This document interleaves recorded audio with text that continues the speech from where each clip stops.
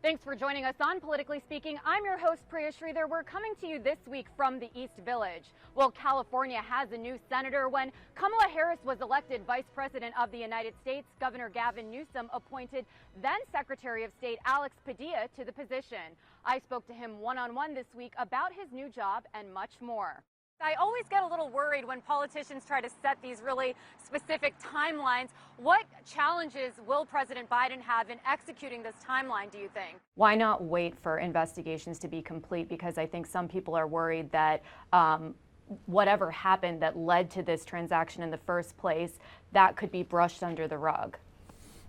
No, that's not going to happen. A couple things. Well, this week, California Democratic lawmakers passed a bill that could change the rules for that special election, and it would have implications for the recall election. It could be happening much sooner than we expected, even potentially as soon as mid-September. I spoke to the Speaker of the Assembly, Anthony Rendon, about it. And you have some pretty bold ideas that are very different from Governor Newsom. But at the end of the day, if you were to get elected, there's still a Democratic majority in the state legislature. Does that concern you about trying to execute a lot of these ideas that you're campaigning on? Well, it does. Mayor Gloria, thanks so much for joining me. Yeah. And this is Diego, the first dog of San Diego's first television appearance. So it is. I'm very excited about that. Yeah. Do you think it's important for there to be an avenue here in California to strip officers of their badges if you can prove that there was misconduct? As we know, an actual impeachment conviction would be impossible without some Republican senators getting on board. In the House, 10 Republicans broke rank to vote to impeach President Trump. Congressman Issa was not one of them. I asked him why he didn't think impeachment was the appropriate course of action. And I want to ask you about an interview you did on Fox Business recently where you said that, a lot of people are overreacting to what happened last week. Do you think that was a fair way to characterize it? I think, and I think in my heart. Is it safe to say that we underestimated the demand for the testing? Some people I spoke with last week said that when they went to try to make an appointment, it would take them a week to get that appointment. Yeah. And others said, hey, I'm, feeling symptoms and I don't want to stand outside for hours in a line because I don't feel well.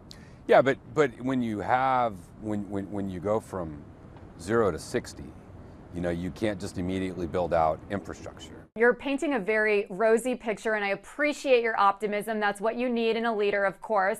But the fact of the matter is Democrats still outnumber Republicans here in the state of California 2-1. Is this a critical moment that your party really needs to get it together? I mean, is there any part of the numbers that just feel as though the odds are stacked against you guys? America's pig farmers could be facing major changes. And expensive ones very soon. So there's a lot of pigs that are being produced for California that aren't in California but are going to be regulated by California. But it happened because of a vote from Californians in 2018 saying pigs needed to be raised more humanely. I've got some pork spare ribs that are done, got some briskets going to be taken out a little while, wrapping them up. But what voters said was the necessary change could suddenly cost California restaurant owners like Bradford Cooper. He owns Coop's West Texas Barbecue in Lemon Grove. Some of the best meat you'll ever taste. Like many restaurants, COVID packed a punch on his business. And despite that, he's clung on. But now he's facing a new hurdle. He's worried come January 1st, when Proposition 12 goes into effect, that he's gonna have to pay much more for pork and potentially raise his prices for his customers. Hey, have a good one, man. Thank you. You kind of hate to have to keep raising your prices because the price of goods keep going up. But it's like, what do you do? So how did we get there? Prop 12 passed overwhelmingly by California voters. And that means that beginning January 1st of 2022, pork can only be sold in California if it comes from a pig that gave birth in a pen that's at least 24 square feet. The National Pork Producers Council says less than 1% of pork comes from places that comply with those standards.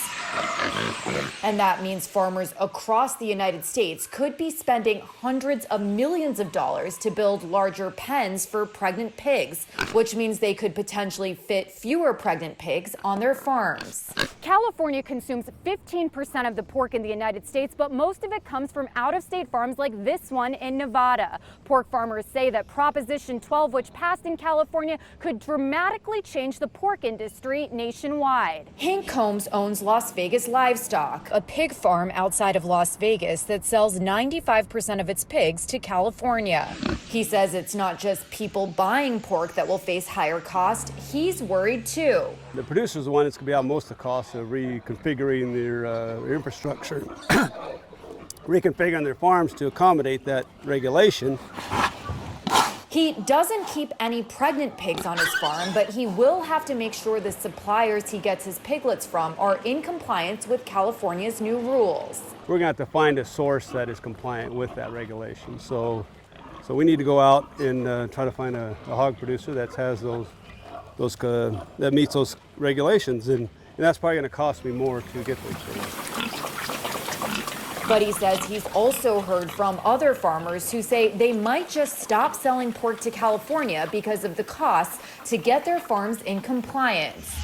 The proponents of Proposition 12 says that's their choice. To keep a mother pig in a cage so small she can never even turn around. That is against the will of California voters. It is against human decency. It is cruel treatment of animals. And it's no wonder why they lost in a landslide vote. And they should change their practices if they would like to supply to California. Combs says while he knows the new rules could be tough for some pork farmers, he respects the decision of California's voters. Personally, I think in our operation, I don't have a problem with it because we like to raise the hogs that way, and we always have. Can't get no better than that. And restaurant owners like Bradford Cooper hope that people love pork enough to keep buying it, even if the price goes up. A lot of people love pork, a lot of people love it, and I speak for those who sell it and those who eat it. It's something that we gotta have.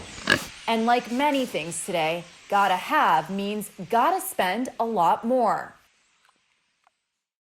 Let's start with the lowest risk activity, the beach. Public health experts say when you're choosing between an indoor versus an outdoor activity is likely going to be lower risk. Just remember to maintain social distancing and always follow county rules to keep moving.